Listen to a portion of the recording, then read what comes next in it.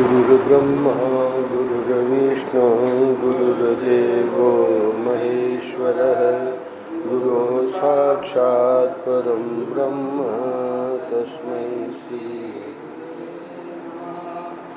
रामं रामानुजं सीतां भरतं भरतानुजम्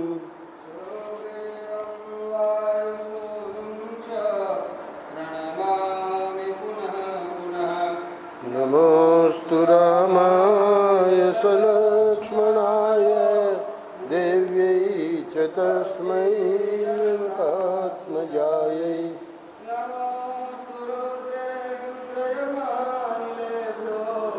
नमोस्तु चन्द्रार्कमरुद्गणेभ्यः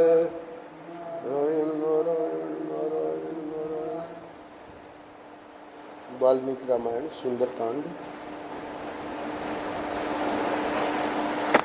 36वें अध्याय में हम लोग कल प्रवेश किए थे। इस अध्याय में वाल्मीकि जी वर्णन करेंगे हनुमान जी ने सीता जी को मुद्रिका दी है और सीता का विश्वास जीत लिया है, क्योंकि जो प्रश्न पूछे गए राम और लक्ष्मण के बारे में, उनके गुण, उनका शरीर का वर्णन आदि, तो 35वें अध्याय में बड़े विस्तार में वर्णन किया हनुमान जी ने। अब सीता कह रही है कि श्री राम कब मेरा उद्धार करेंगे, और हनुमान जी जो हैं वो श्री राम के सीता विषयक प्रेम का वर्णन करके और सीता जी को इस अध्याय में सांत्वना दे रहे हैं। तो मुद्रिका लेकर वे लजीली विदेह बाला प्रियतम का संदेश पाकर बहुत प्रसन्न हुई। उनके मन को बड़ा संतोष हुआ। वे महाकपि हनुमान जी का आदर करके उनकी प्रशंसा करने लगे। 7वां श्लोक। विक्रांतस्त्वं समर्थस्त्वं प्राज्ञस्त्वं वानरोत्तम येनेदं राक्षसपदं त्वयि केन प्रदर्शितम्। कहती हैं, हे वानर श्रेष्ठ, तुम बड़े पराक्रमी, शक्तिशाली और बुद्धिमान हो, क्योंकि तुमने अकेले ही इस राक्षसपुरी को पददलित कर दिया है। अर्थात यहाँ पहुँचना और इस प्रकार से हमारी खोज कर लेना कोई मामूली बात नहीं है। पददलित तो आगे करेंगे। तुम अपने पराक्रम के कारण प्रशंसा के योग्य हो। वहाँ से समुद्र को लांघ के आना, क्योंकि तुमने मगर आदि जंतुओं से भरे हुए 100 योजन विस्तार वाले महासागर को लांघते समय उसे गाय के खुर के बराबर समझा है, इसलिए प्रशंसा के पात्र हो। हे वानर शिरोमणि, मैं तुम्हें कोई साधारण वानर नहीं मानती हूँ, क्योंकि तुम्हारे मन में रावण जैसे राक्षस से भी न तो भय होता है और न घबराहट। हे कपिश्रेष्ठ, यदि तुम्हें आत्मज्ञानी भगवान श्री राम ने भेजा है तो तुम अवश्य इस योग्य हो कि मैं तुमसे बातचीत करूं। दुर्धर्ष वीर श्री रामचंद्र जी विशेषतः मेरे निकट ऐसे किसी पुरुष को नहीं भेजेंगे जिसके पराक्रम का उन्हें ज्ञान न हो तथा जिसके शील स्वभाव की उन्होंने परीक्षा न कर ली।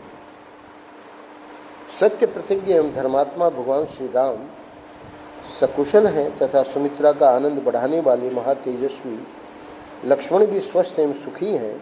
यह जानकर मुझे बड़ा हर्ष हुआ है और यह शुभ संवाद मेरे लिए सौभाग्य का सूचक है। यदि ककुस्थ कुलभूषण श्री राम सकुशल है तो वे प्रलय काल में उठे हुए प्रलयंकर अग्नि के समान कुपित हो समुद्रों से घिरी हुई सारी पृथ्वी को दग्ध क्यों नहीं कर देते हैं? अथवा वे दोनों भाई देवताओं को भी दंड देने की शक्ति रखते हैं, तो भी अब तक जो चुप बैठे हैं, इसमें इनका नहीं मेरे ही भाग्य का दोष है। मैं समझती हूँ कि अभी मेरे ही दुखों का अंत नहीं आया।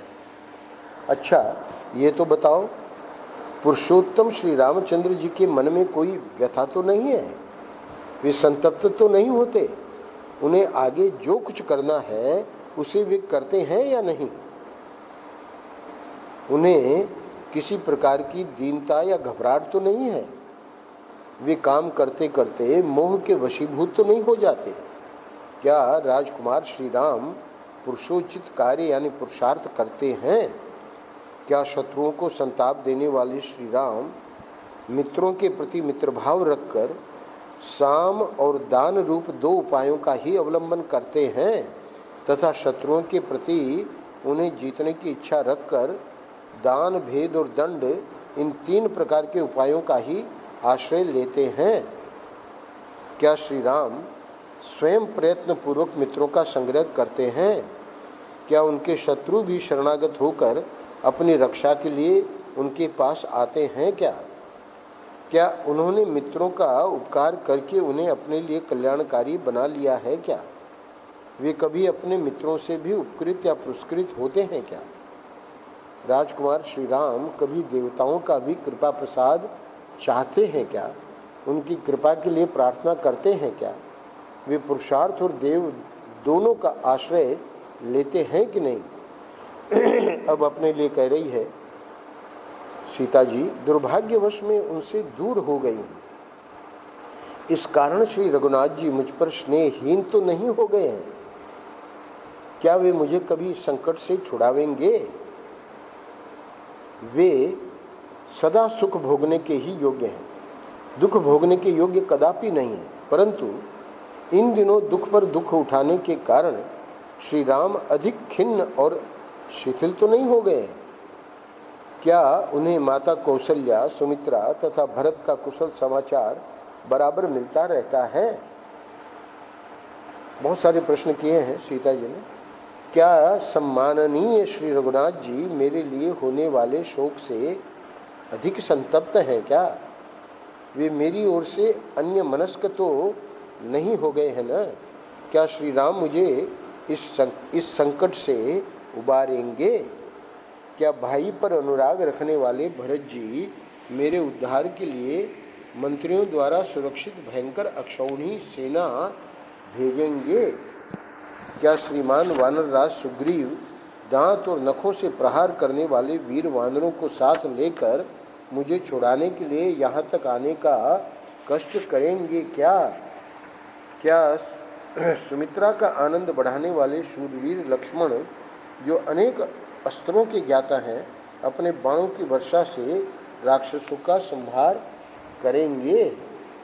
मैं रावण को उसके बंधु बांधवों से थोड़े ही दिनों में श्री रघुनाथ जी के द्वारा युद्ध में भयंकर अस्त्र शस्त्रों से मारा गया देखूंगी क्या? कहती हैं कि जैसे पानी सूख जाने पर धूप से कमल सूख जाता है,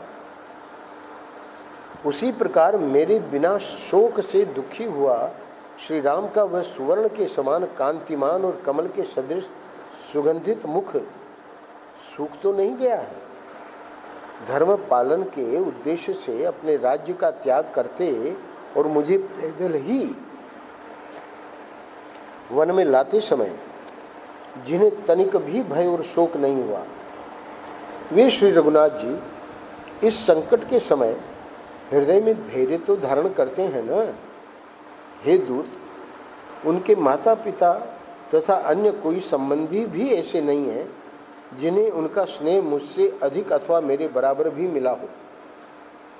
मैं तो तभी तक जीवित रहना चाहती हूँ जब तक यहाँ आने के संबंध में अपने प्रियतम की प्रवृत्ति सुन रही हूँ। अब वाल्मीकि जी वर्णन करते हैं। देवी सीता वानर श्रेष्ठ हनुमान के प्रति इस प्रकार महान अर्थ से युक्त मधुर वचन कहकर श्री रामचंद्र जी से संबंध रखने वाली उनकी मनोहर वाणी पुनः सुनने के लिए चुप हो गई।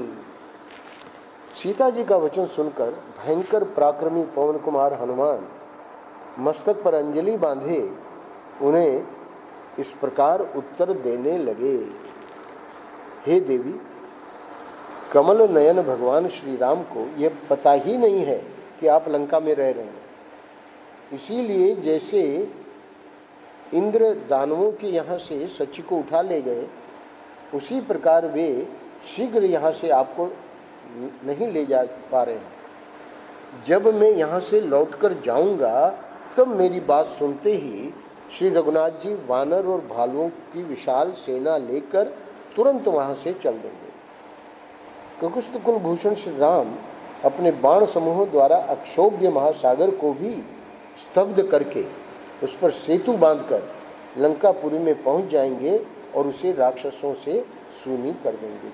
ये 35वें श्लोक में हनुमान जी ने बता दिया है। फिर भी आगे सीता प्रश्न करेगी कि वो कैसे लांघेंगे और कैसे आएंगे यहाँ। और यहाँ स्पष्ट कहा है कि वे महासागर को भी स्तब्ध करके उस पर सेतु बांधकर लंकापुरी में पहुंच जाएंगे और उसे राक्षसों से शून्य कर देंगे।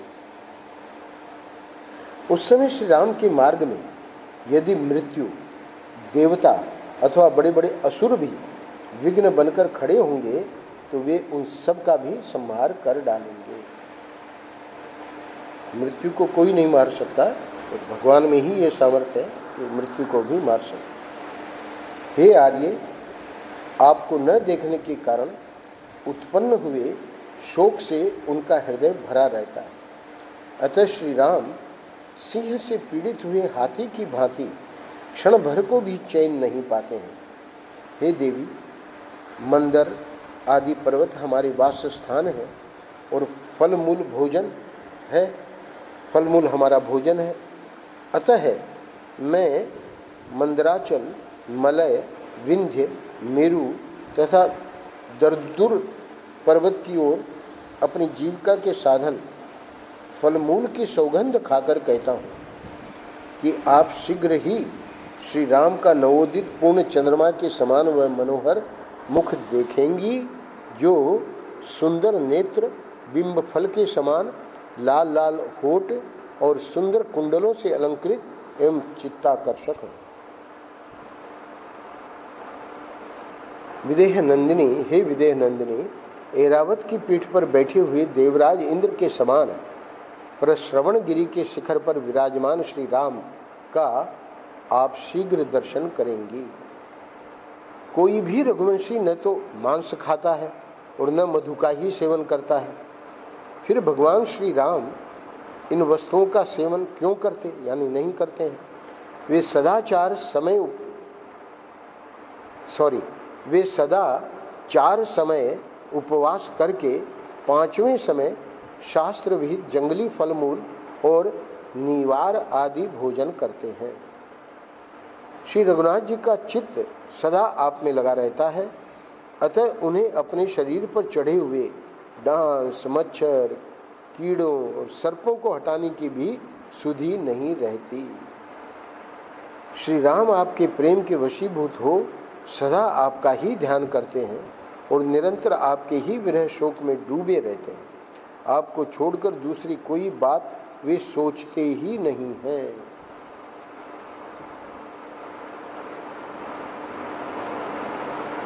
हे सीते, श्री राम को सदा आपकी चिंता के कारण कभी नींद नहीं आती है। यदि कभी आंख लगी भी तो सीता सीता इस मधुर वाणी का उच्चारण करते हुए वे जल्दी ही जाग उठते हैं। किसी फल, फूल अथवा स्त्रियों के मन को लुभाने वाली दूसरी वस्तु को भी जब वे देखते हैं तब लंबी सांस लेकर बारंबार हा प्रिय कहते हुए आपको पुकारने लगते हैं। हे देवी, राजकुमार महात्मा श्री राम आपके लिए सदा दुखी रहते हैं। सीता सीता कहकर आपकी ही रट लगाते हैं तथा उत्तम व्रत का पालन करते हुए आपकी ही प्राप्ति के प्रयत्न में लगे हुए हैं। 36वें अध्याय के अंतिम श्लोक में बताते हैं, श्री रामचंद्र जी की चर्चा से सीता का अपना शोक तो दूर हो गया, किंतु श्री राम के शोक की बात सुनकर वे पुनः उन्हीं के समान शोक में निमग्न हो गईं। उस समय विदेह नंदिनी सीता शरद ऋतु आने पर मेघों की घटा और चंद्रमा दोनों से युक्त यानी अंधकार और प्रकाशपूर्ण रात्रि के समान हर्ष और शोक दोनों से युक्त प्रतीत होती थी। अगले अध्याय में हनुमान जी का पूर्वोक्त वचन सुनकर पूर्ण चंद्रमा के समान मनोहर मुख वाली सीता ने उनसे धर्म और अर्थ से युक्त बात कही। क्या कहा? हे वानर, तुमने जो कहा कि श्री रघुनाथ जी का चित्त दूसरी ओर नहीं जाता और वे शोक में डूबे रहते हैं, तुम्हारा यह कथन मुझे विष मिश्रित अमृत के समान लगा है। कोई बड़े भारी ऐश्वर्य में स्थित हो अथवा अत्यंत भयंकर विपत्ति में पड़ा हो, काल मनुष्य को इस तरह खींच लेता है मानो उसे रस्सी में बांध रखा हो। हे वानर शिरोमणि, देव के विधान को रोकना प्राणियों के वश की बात नहीं है। उदाहरण के लिए सुमित्रा कुमार लक्ष्मण को, मुझको और श्री राम को ही देख लो। हम लोग किस तरह वियोग दुख से मोहित हो रहे हैं। समुद्र में नौका के नष्ट हो जाने पर अपने हाथों से तैरने वाले पराक्रमी पुरुष की भांति श्री रघुनाथ जी कैसे इस शोक सागर से पार होंगे। राक्षसों का वध, रावण का संहार और लंकापुरी का विध्वंस करके मेरे पतिदेव मुझे कब देखेंगे? तुम उनसे जाकर कहना वे शीघ्रता करें। यह वर्ष जब तक पूरा नहीं हो जाता तभी तक मेरा जीवन शेष है, यानी रावण मार के खा जाएगा। हे वानर, यह 10वां महीना चल रहा है, अब वर्ष पूरा होने में 2 ही मास शेष है। निर्दयी रावण ने मेरे जीवन के लिए जो अवधि निश्चित की है उसमें इतना ही समय बाकी रह गया है। रावण के भाई विभीषण ने मुझे लौटा देने के लिए उससे यत्नपूर्वक बड़ी अनुनय विनय की थी, किंतु वह उनकी बात नहीं मानता है। मेरा लौटाया जाना रावण को अच्छा नहीं लगता। क्यों अच्छा नहीं लगता? क्योंकि वह काल के अधीन हो रहा है और युद्ध में मौत उसे ढूंढ रही है। तो ये विभीषण की बात कैसे पता लगी सीता को? बता रहे, हे कपे, विभीषण की ज्येष्ठ पुत्री का नाम कला है। उसकी माता ने स्वयं उसे मेरे पास भेजा था। उसी ने ये सारी बातें मुझसे कही हैं। एक और भी बात बता रही है। अविंध्य नाम का एक श्रेष्ठ राक्षस है जो बड़ा ही बुद्धिमान, विद्वान, धीर, सुशील, वृद्ध तथा रावण का सम्मान पात्र है। उसने रावण को यह बताकर कि श्री राम के हाथ से राक्षसों के विनाश का अवसर आ पहुंचा है, मुझे लौटा देने के लिए प्रेरित किया था, किंतु वह दुष्टात्मा उसके हितकारी वचनों को भी नहीं सुनता है। हे कपिश्रेष्ठ, मुझे तो यह आशा हो रही है कि मेरे पतिदेव मुझसे शीघ्र ही आ मिलेंगे, क्योंकि मेरी अंतरात्मा शुद्ध है और श्री रघुनाथ जी में बहुत से गुण हैं। हे वानर, श्री रामचंद्र जी में उत्साह, पुरुषार्थ, बल, दयालुता, कृतज्ञता, पराक्रम और प्रभाव आदि सभी गुण विद्यमान हैं। पुरानी बातों को याद करती हैं। जिन्होंने जन स्थान में, दंडकारण्य में अपने भाई की सहायता लिए बिना ही 14,000 राक्षसों का संहार कर डाला, उनसे कौन शत्रु भयभीत नहीं होगा। श्री रामचंद्र जी पुरुषों में श्रेष्ठ हैं। वे संकटों से तोले या विचलित किए जाएं, ये सर्वथा असंभव है। जैसे पुलोम कन्या शची इंद्र के प्रभाव को जानती है, उसी तरह मैं श्री रघुनाथ जी की शक्ति सामर्थ्य को अच्छी तरह जानती हूँ। हे कपिवर, शूरवीर भगवान श्री राम सूर्य के समान हैं। उनके बाण समूह ही उनकी किरणें हैं। वे उनके द्वारा शत्रुभूत राक्षस रूपी जल को शीघ्र ही सोख लेंगे। इतना कहते कहते सीता के मुख पर आंसुओं की धारा बह चली। वे श्री रामचंद्र जी के लिए शोक से पीड़ित हो रही थी। उस समय कपिवर हनुमान जी ने फिर सांत्वना देते हुए कहा, हे देवी, आप धैर्य धारण करें। मेरा वचन सुनते ही श्री रघुनाथ जी वानर और भालुओं की विशाल सेना लेकर शीघ्र यहाँ के लिए प्रस्थान कर देंगे। अथवा अब एक बात है विशेष यहाँ वाल्मीकि रामायण में जो आई है, अथवा मैं अभी आपको इस राक्षस जनित दुख से छुटकारा दिला दूंगा। कैसे? हे सती साध्वी देवी, आप मेरी पीठ पर बैठ जाइए। आपको पीठ पर बैठाकर मैं समुद्र को लांघ जाऊंगा। मुझ में रावण सहित सारी लंका भी ढो ले जाने की शक्ति है। हे मिथिलेश कुमारी, रघुनाथ जी प्रश्रवण गिरी पर रहते हैं। मैं आज ही आपको उनके पास पहुंचा दूंगा।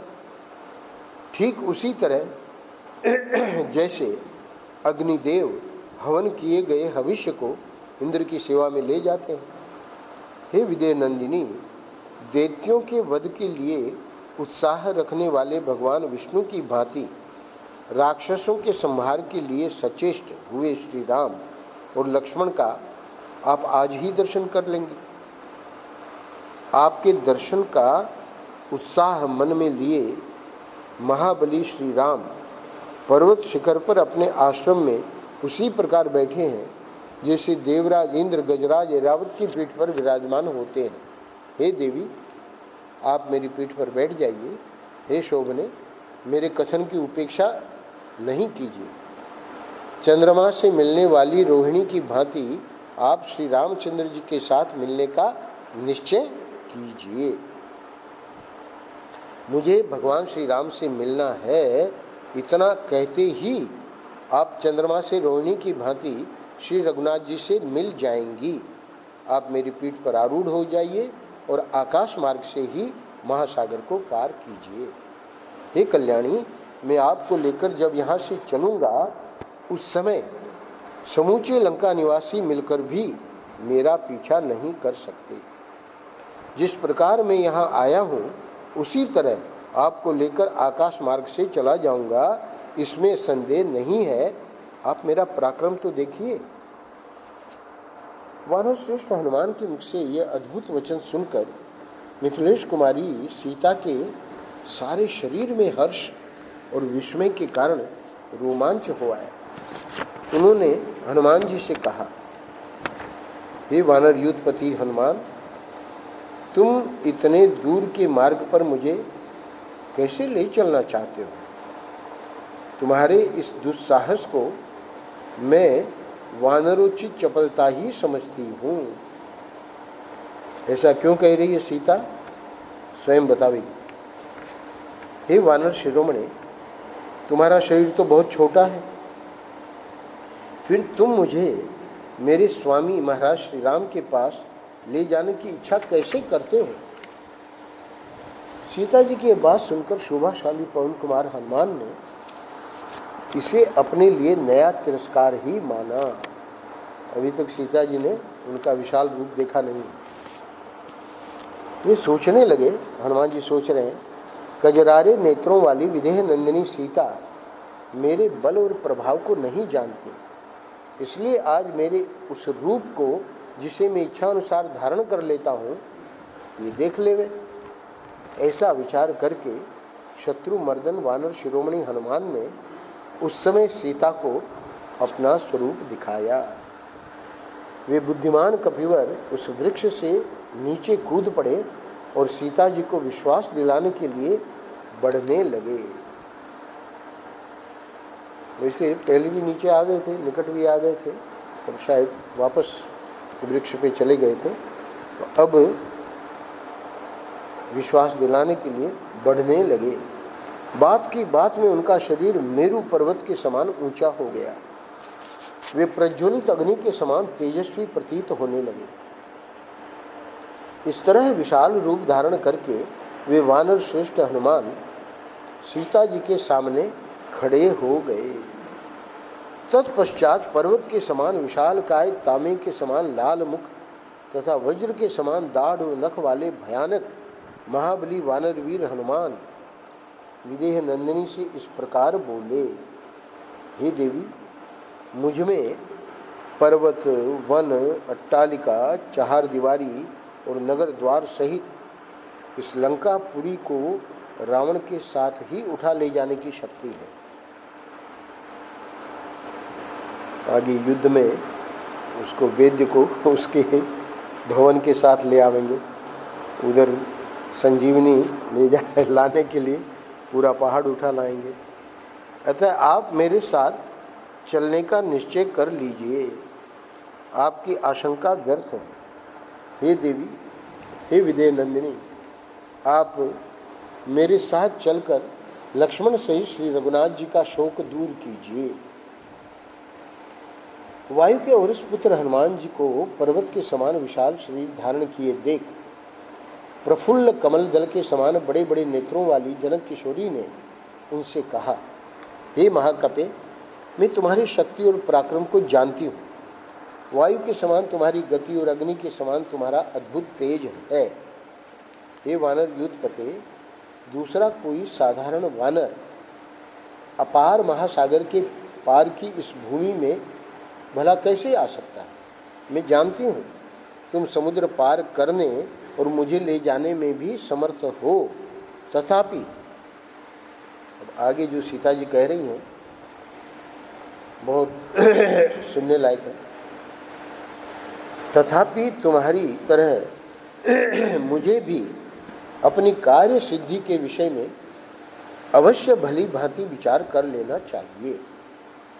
हे कपिश्रेष्ठ, तुम्हारे साथ मेरा जाना किसी भी दृष्टि से उचित नहीं है, क्योंकि तुम्हारा वेग वायु के वेग के समान तीव्र है। जाते समय यह वेग मुझे मूर्छित कर सकता है। मैं समुद्र के ऊपर ऊपर आकाश में पहुंच जाने पर अधिक वेग से चलते हुए तुम्हारे पृष्ठभाग से नीचे गिर सकती हूँ। इस तरह है समुद्र में यह रावण भी रथ में नहीं लाया है। रामचरितमानस के अनुसार तो रथ को तोड़ा नहीं है और रथ में ही आई है सीता जी, परंतु वाल्मीकि रामायण में तो रथ को तोड़ दिया, इसलिए रावण जो है उसको पकड़ के ही लाया। तो इसलिए फिर भी यहाँ आगे एक और रहस्य बताने वाली है क्योंकि आते वक्त तो रावण के अंक में ही आई थी। कह रही है, मैं समुद्र के ऊपर ऊपर आकाश में पहुंच जाने पर अधिक वेग से चलते हुए तुम्हारे पृष्ठभाग से नीचे गिर सकते हो। इस तरह समुद्र में जो तिमी नामक बड़े बड़े मत्स्यों, नाकों और मछलियों से भरा हुआ है, गिरकर विवश हो मैं शीघ्र ही जल जंतुओं का उत्तम आहार बन जाऊंगी। इसलिए हे शत्रुनाशन वीर, मैं तुम्हारे साथ नहीं चल सकूंगी।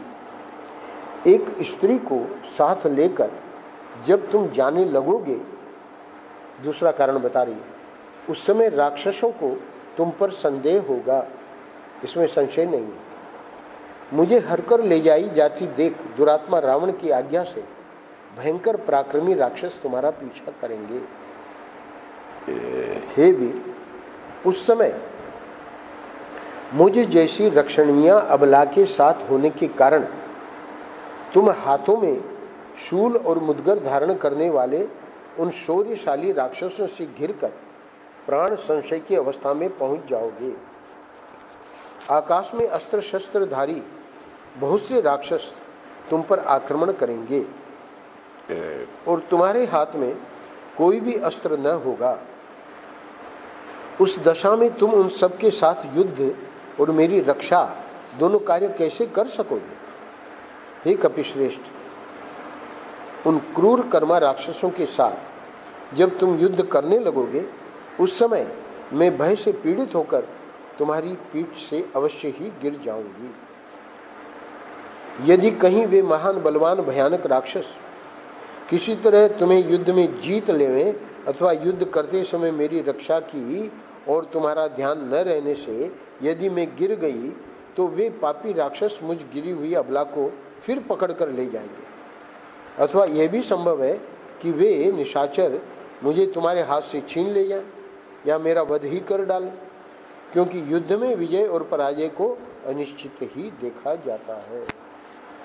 अथवा हे वानर शिरोमणि, यदि राक्षसों की अधिक डांट पड़ने पर मेरे प्राण निकल गए तो फिर तुम्हारा यह सारा प्रयत्न निष्फल ही हो जाएगा।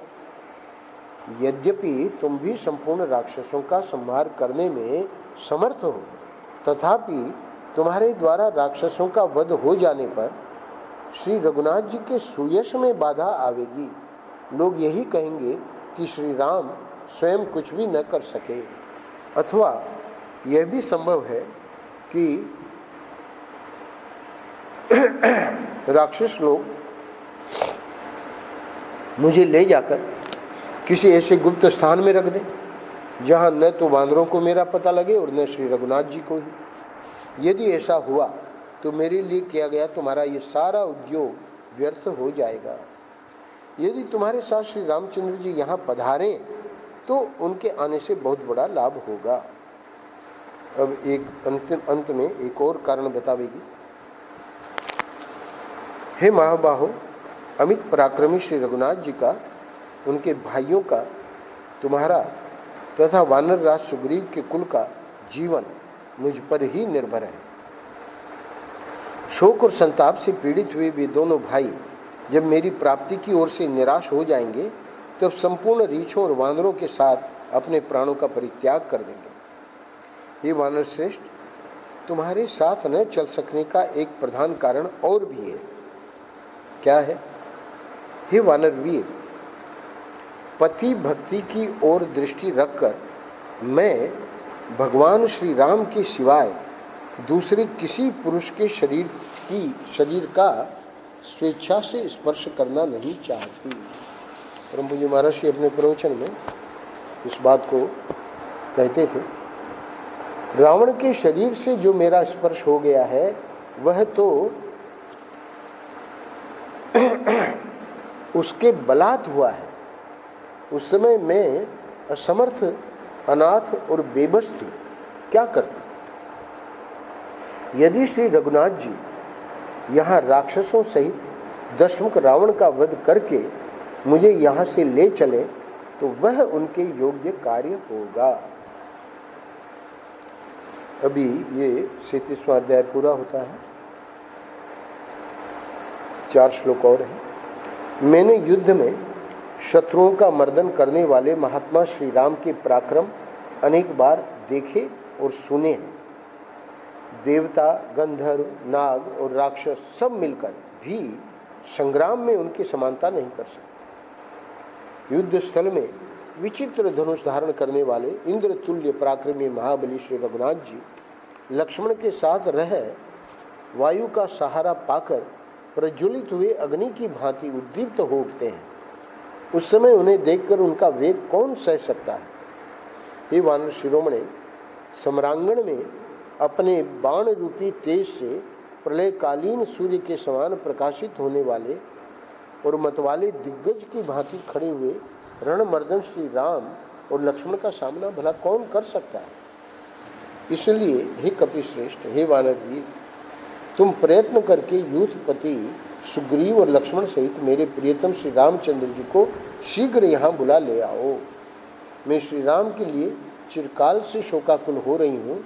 तुम उनके शुभागमन से मुझे हर्ष प्रदान करो। यहाँ 37वां अध्याय पूरा होता है। कल हम लोग 38वें में श्री सीता जी का हनुमान जी को पहचान के रूप में चित्रकूट पर्वत पर घटित हुए एक कौवे के प्रसंग को सुनाना, भगवान श्री राम को शीघ्र बुला लाने के लिए अनुरोध करना और चूड़ामणि देना, ये 38वां अध्याय है।